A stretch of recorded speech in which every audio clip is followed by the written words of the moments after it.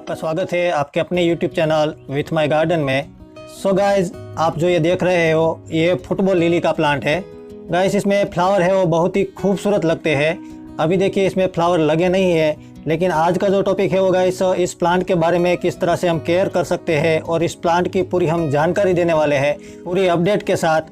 अभी इसमें फ्लावर नहीं खिला है, पर बस थोड़े ही दिनों में ये फ्लावर है वो खिलने वाला है। आप जो ये गाइस देख रहे हो ये कली उसकी खिली है।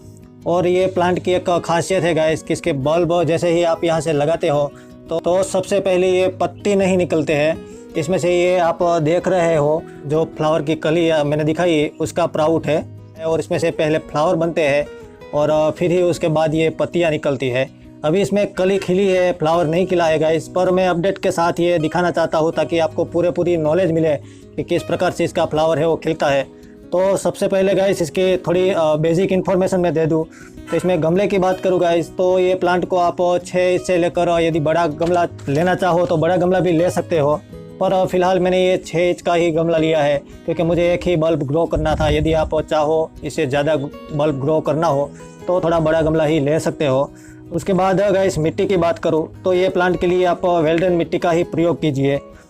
वैसे ज़्यादातर बल्ब वाले प्लांट में चिकनी मिट्टी का प्रयोग हमें नहीं करना चाहिए गाइस, क्योंकि उसमें पानी ठहरेगा तो बल्ब है वो गलने के चांस या फंगस लगने के चांस है वो ज़्यादा बढ़ जाते हैं। यदि आप चाहो तो खेत वाली मिट्टी के साथ गाइस बालू प्रकार की मिट्टी या सेंट वाली जो मिट्टी आती है उसका थोड़ा ज़्यादा प्रयोग कीजिए। उसमें क्या है, पानी है वो अच्छी तरह से ड्रेनेज हो जाएगा।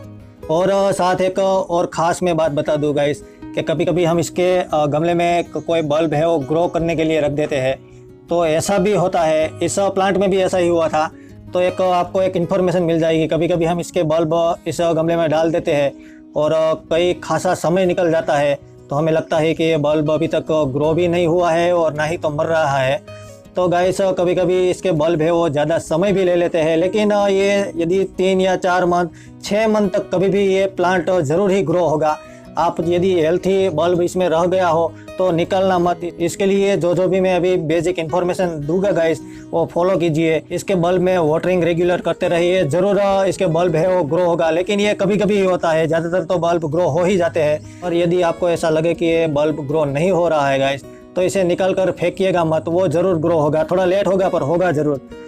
और इसमें फूल की बात करूँ गाइस तो मैंने जैसा बताया कि इसमें स्टेम है वो पहले निकलती है। इसका जो फ्लावर है वो गाइस बहुत ही बड़ा होता है, जैसे फुटबॉल की तरह। इसका नाम इसलिए फुटबॉल लिली पड़ा है। बहुत ही बड़ा सा ये फ्लावर होता है। ये खिलेगा तो ज़रूर ही मैं दिखाऊंगा इस वीडियो में ही, तो बने रहिए क्योंकि मैं पूरी अपडेट के साथ ही वीडियो बताना चाहता हूँ ताकि आपको पूरी एक ही वीडियो में सब कुछ इन्फॉर्मेशन मिल जाए। और इसके फ्लावर की या फूल की एक खासियत है गाइस कि ये साल में एक बार ही लगता है, तो इसके लिए आपको बड़ा इंतज़ार तो करना पड़ेगा पूरे साल के लिए, क्योंकि ये स्टैम्प एक बार ही गर्मियों के सीज़न में निकलता है। कभी कभी लेट भी हो जाता है, लेट यानी कि 1 मंथ या 1.5 मंथ इधर उधर हो जाता है, क्योंकि हर एक जो लोकेशन होता है उसके ऊपर डिपेंड रहता है। कई जगह पर 1 मंथ जल्दी स्टार्ट होता है, कई जगह पर 1 मंथ है वो लेट से स्टार्ट होता है, लेकिन ज़्यादातर गर्मियों के मौसम में इसके फ्लावर है वो बनते हैं। उसके बाद फर्टिलाइज़र की गाइस बात करूँ तो इस प्लांट को वैसे तो फ्लावर जाने के बाद पूरा साल आपको संभाल कर ही रखना पड़ेगा, क्योंकि इसकी पत्तियां हरी भरी रहे इसके लिए आपको लिक्विड फर्टिलाइज़र है, वर्मी कंपोस्ट है।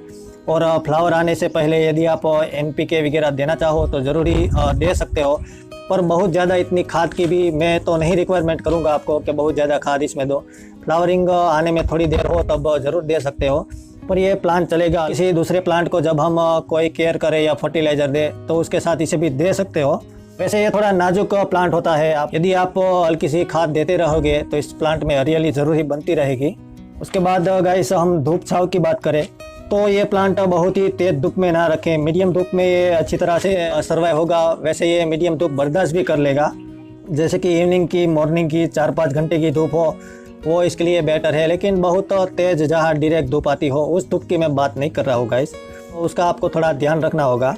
और यदि आप फंगी साइज की मैं एक बात करूँ गाइस तो इसकी मिट्टी जो है उस क्योंकि बल्ब से ग्रो होता है तो इसकी मिट्टी में यदि आप फंगी साइज का प्रयोग करना चाहो तो ज़रूर ही कर सकते हो, क्योंकि कभी कभी इसके बल्ब है वो मरने लगते हैं, ऐसी कंडीशन में आ जाते हैं ओवर वाटरिंग की वजह से। तो ऐसे कुछ यदि दिक्कत आती हो तो कभी कभी ज़रूर ही इसके मिट्टी पर आप फंगी साइड का प्रयोग कीजिए।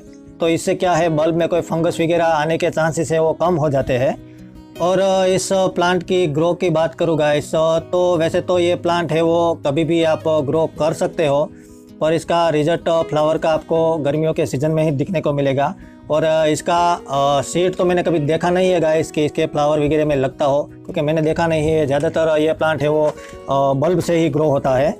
तो ये थी गाइस इसकी बेसिक इंफॉर्मेशन। तो बने रहिए, अभी तो ये कलियाँ खिली है, हम स्टेप टू स्टेप किस तरह से इसके फ्लावर है वो बनते हैं वो भी आगे दिखाने वाले हैं। तो बने रहिए वीडियो में गाइस, क्योंकि ये बहुत ही खूबसूरत दिखने वाला प्लांट है और फ्लावर भी इसके बहुत ही खूबसूरत दिखते हैं। अभी तो इसका फ्लावर खिला नहीं है गाइस, पर इसका फ्लावर खिलेगा तो आप भी एक बार कह दोगे कि नहीं ये फ्लावर बहुत ही खूबसूरत है। तो बने रहिए क्योंकि हम अपडेट इसकी दिखाने वाले हैं।